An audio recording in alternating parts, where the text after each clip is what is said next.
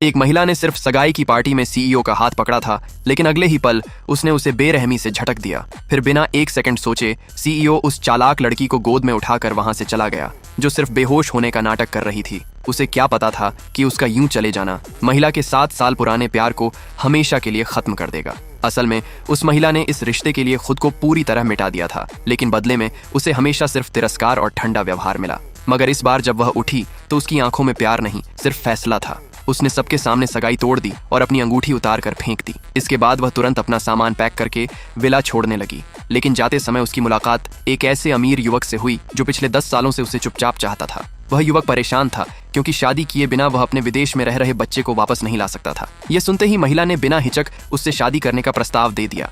उधर सीईओ को अब भी लग रहा था कि महिला सिर्फ नाराज होकर गई है। यहाँ तक कि अस्पताल में भर्ती होने के बाद भी उसे यकीन था कि वह वापस आकर उसकी सेवा करेगी। लेकिन जब कमरे का दरवाजा खुला तो अंदर महिला नहीं बल्कि वही चालाक लड़की थी। तभी पहली बार सीईओ घबरा गया। इसी बीच महिला और वह युवक अपनी शादी की तैयारियों में लग चुके थे। तभी अचानक एक हादसे की वजह से महिला पुलिस स्टेशन पहुंच गई। खबर मिलते ही युवक और सीईओ दोनों वहां पहुंच गए। सीईओ अब भी पुराने रौब में उसे डांटना चाहता था, लेकिन इस बार महिला ने साफ कह दिया, यहाँ से चले जाओ। तभी युवक ने सबके सामने अपने प्यार का इजहार कर दिया और कहा कि वह इस नकली शादी को सच में बदलना चाहता है। सबको लगा अब सीईओ हार मान लेगा, लेकिन वह फिर भी महिला के घर पहुंच गया। यहाँ तक कि उसने उसे दीवार से दबाकर वापस रिश्ते में आने के लिए मजबूर करने की कोशिश की। 7 साल की बेइज्जती याद आते ही महिला ने बिना दया किए उसे जोरदार थप्पड़ मार दिया। और जब सीईओ फिर भी पीछे नहीं हटा तो महिला मुस्कुराई और अपनी सबसे बड़ी चाल चल दी, क्योंकि अब मैं सच में शादी करने जा रही हूँ। आगे क्या हुआ जानने के लिए सब्सक्राइब करो। पार्ट 2 जल्द ही मिलेगा।